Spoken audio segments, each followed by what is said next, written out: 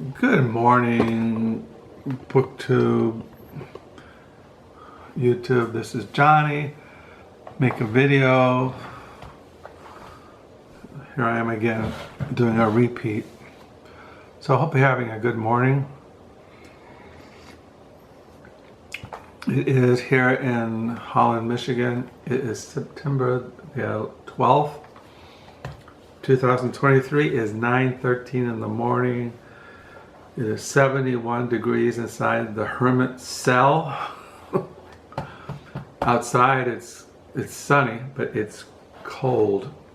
It's not warm weather these days. Yesterday it rained all day. So that was, but we need the rain.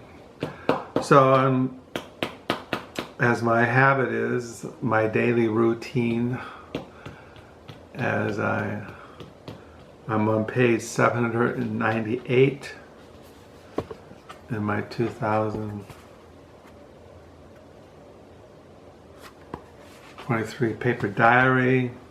I already wrote a page this morning.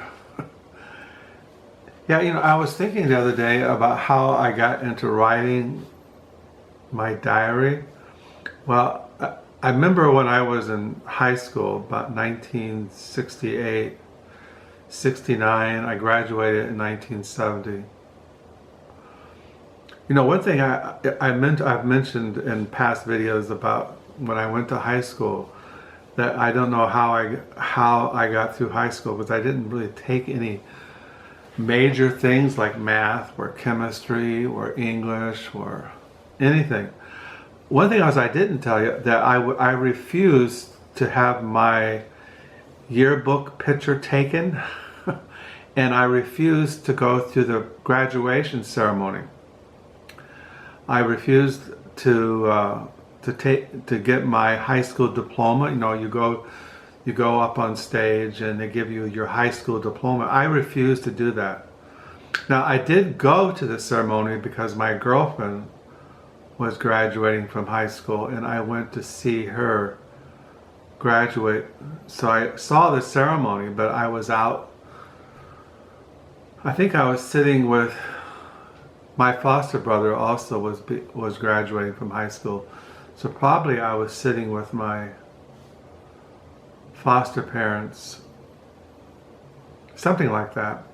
So I never had, in the yearbook, I never bought yearbooks either in high school, so I don't have any kind of record of. Now I did get a transcript of my high school transcript, because I needed that when I applied for Reformed Bible College. I needed my high school proving that I had graduated from high school. So yeah, but I started writing my diary because I was thinking about this the other day, because I've mentioned over the years that for many years I had ulcers. I started getting ulcers when I was like 9 or 10 years old. Stomach, I couldn't eat anything. My ulcers were always bothering me. So I couldn't sleep at night. So what I would do, I'm talking about when I got older, probably 17, 18, 19, in my 20s, that when I couldn't sleep at night. So what I would do, I would write. Now I do have downstairs, now I don't have problems with my ulcer today, because I don't know how many years ago, but this medicine came out. I have it right next to me. I keep it up here. I take these every night. It's called Opazellin. I take these every night before I go to bed. And I started taking those, I don't know how many years ago. When we first moved to Holland, I was always sick. And then when I started working at the Farm Bureau in the egg division, I got carpal tunnel in my hands. And I had an operation done on my hands a number of years after I worked. So I never slept. So what I would do during the night I would get up and I would write.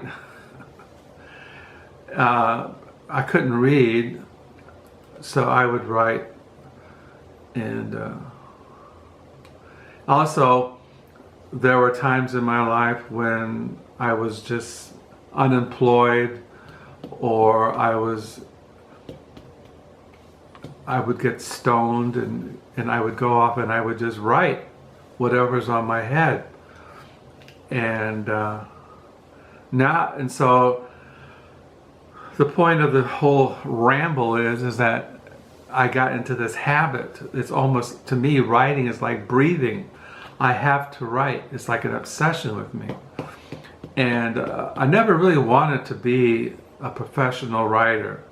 I never wanted to be published.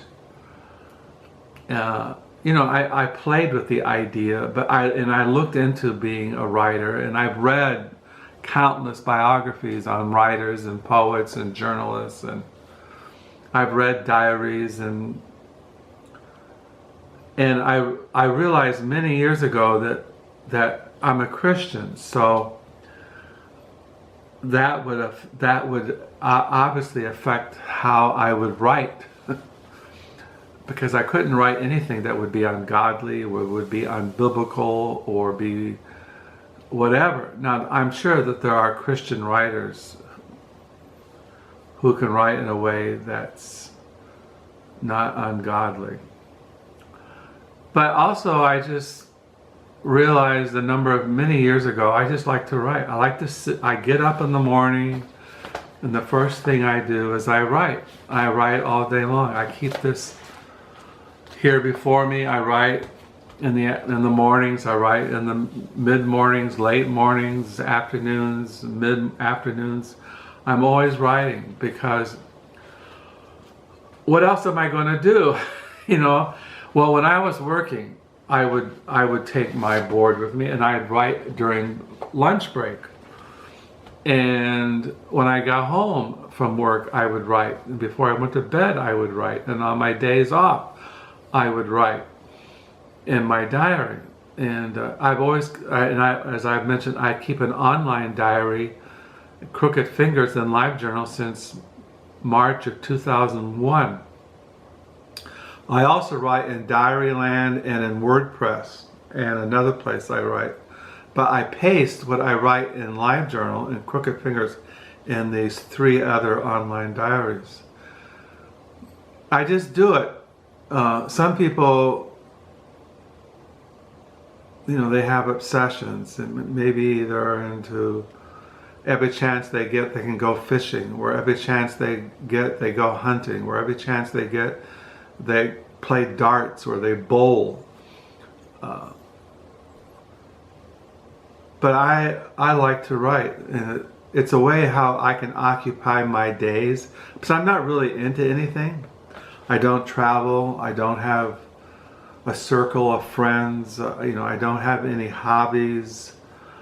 I just write and I read. And so what this is a Tuesday read. What have I been reading since the last video? Well, I'm still reading. I showed you this in my last video, Philip Roth, Zuckerman Bound, a trilogy and epilogue. And I'm on, see my bookmarker?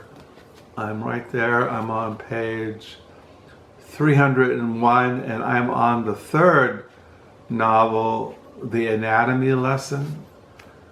So I've been reading this, Philip Roth, and I got 2 books in the mail. I told you I was getting books in the mail, and I got this yesterday. This is from Verso Press, Verso Books, V-E-R-S-O, Verso Books. And this is the Storyteller, the Tales Out of Loneliness by Walter Benjamin, with illustrations by Paul Klee. And this is translated and edited by Sam Dolber and Esther Leslie and Sebastian Truskolaski. So, yeah, these are thin little books. I ordered another. A while back I bought another book of writings by Walter Benjamin from Verso. I don't know if they mentioned it here, but I got another one of their books.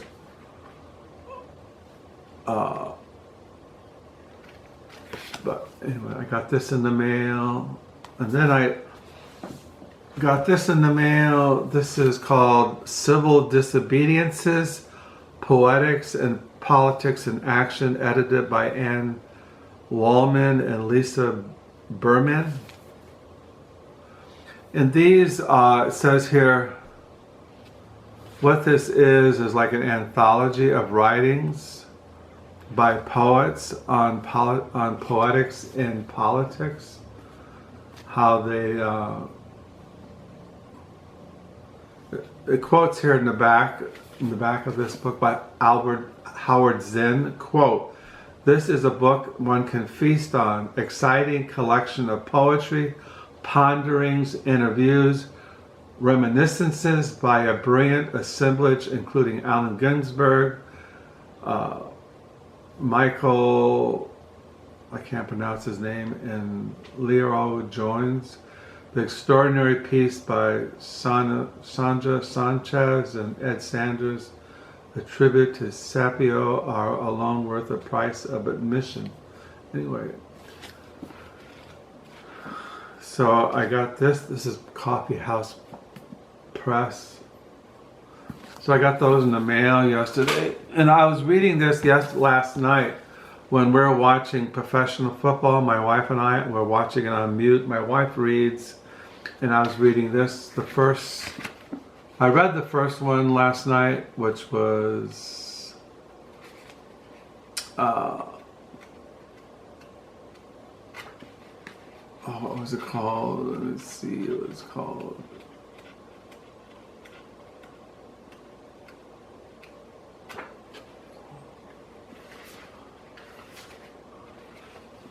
This Place Called America, Sandra Sanchez, July 3rd, 2003, and then I start reading the second one in this anthology, Workshop by Ted Bernigan, July 24, 1978. So I was reading this, got that in the mail,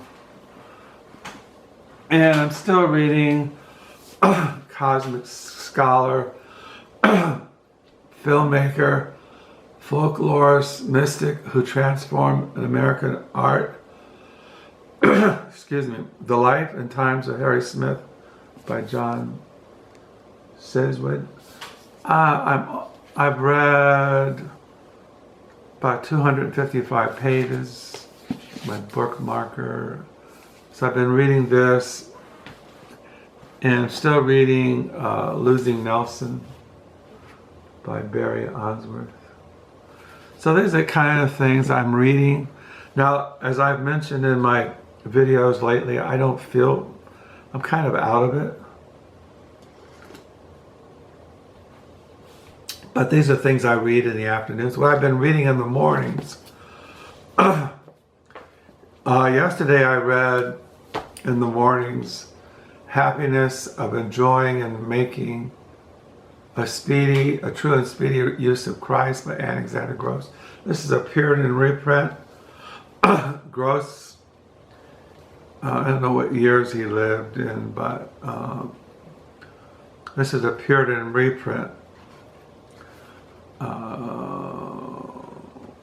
He lived from 1596 to 1654.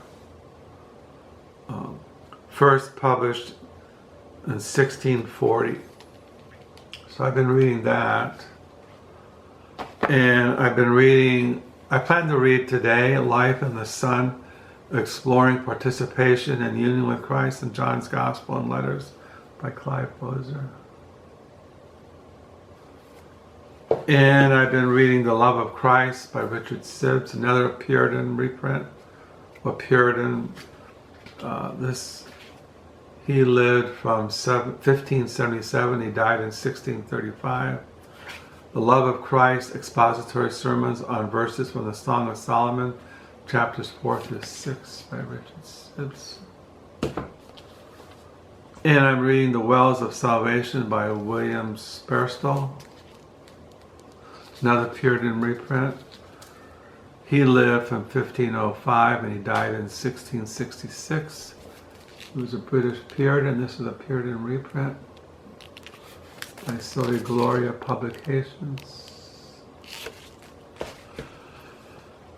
Reading Denis from the Carthusian, Commentary on Davidic Psalms, Volume 4, Psalms 76 to 100, translated introduction by Andrew W. Greenwell, Denis from the Carthusian. And I'm on Psalm 86, and this one.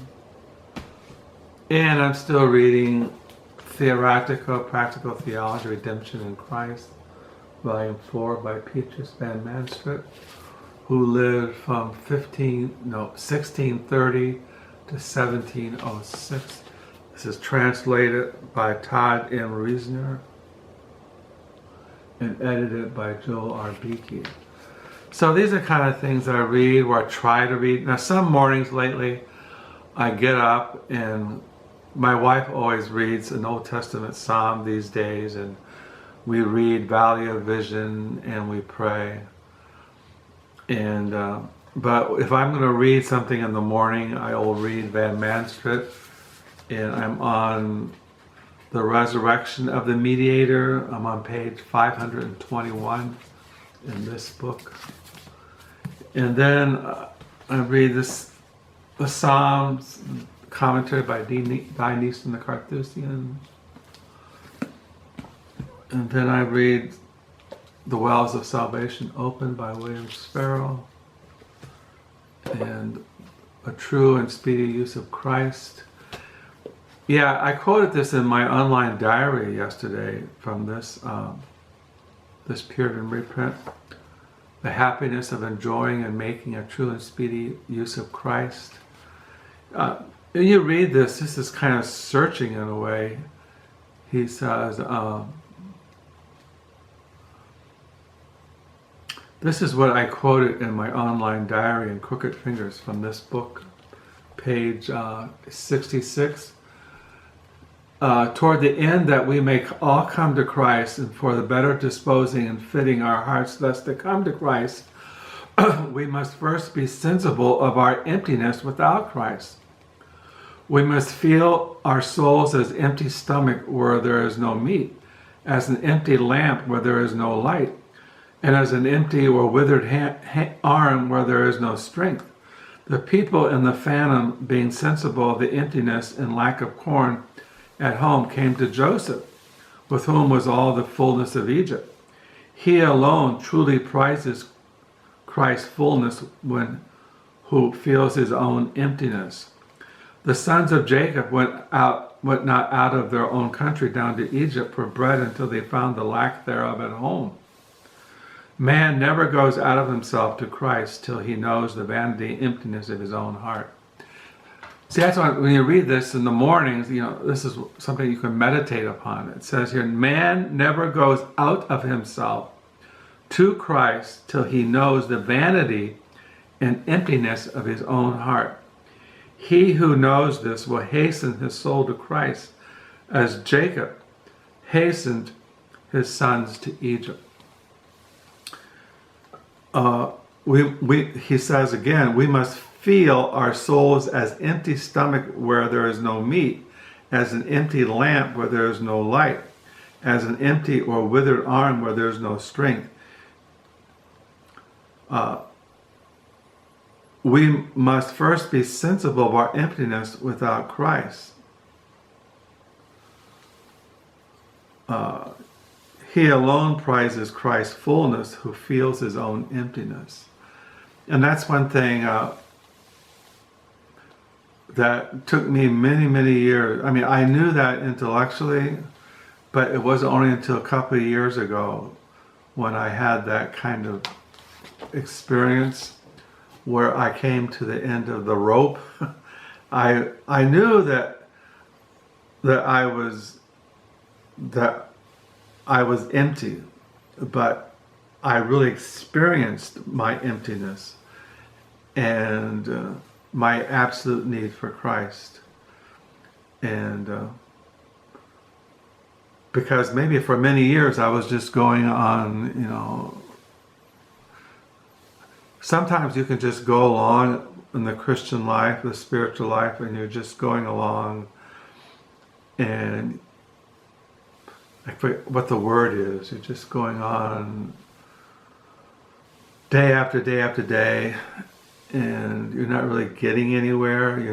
Your life is not deepening spiritually, and you're just running on neutral. I don't know what the word is, but then you come to a place of where you can't do that anymore. So that's what I'm reading, The Love of Christ, Richard Sibbes. I'm almost done with this, and this morning I'm going to be reading Life in the Sun, exploring participation and union with Christ in John's Gospels and Letters. I did order 2 books last night from Reformation Heritage Books. I'll be getting the mail probably next week. So here, yeah. So that's what I'm planning to read this week when I'm feeling it. I mean, a lot of times I'll just sit here and I'll write and I'll meditate and I'll listen to the noise in my ear, my tinnitus, and just go through the day seeking the Lord. That's what you can do. You just have to pray. Like I always tell my way to get through the day is I get through the morning, I get through the late morning, I get through the afternoon and mid-afternoon and afternoon and evening and night. And I just try to just persevere, run the race, seek God's grace, and live out of Christ's fullness. I know my emptiness, and I can only participate, and I am participating in union with Christ and receiving Him out of His divine fullness. So I hope you're having a good reading week. Thank you for your comments. I just thought I'd share with you what I'm be reading this week and what I have been reading, and primarily this is what I've been reading when not watching college football or professional football or just drifting or staring into space, writing in my diary, seeking the Lord, walking, running, wandering, drifting into the heavenly homeland. So I hope you're having a good reading week. Thank you for your comments. Pray you're all doing well. And until next time, bye.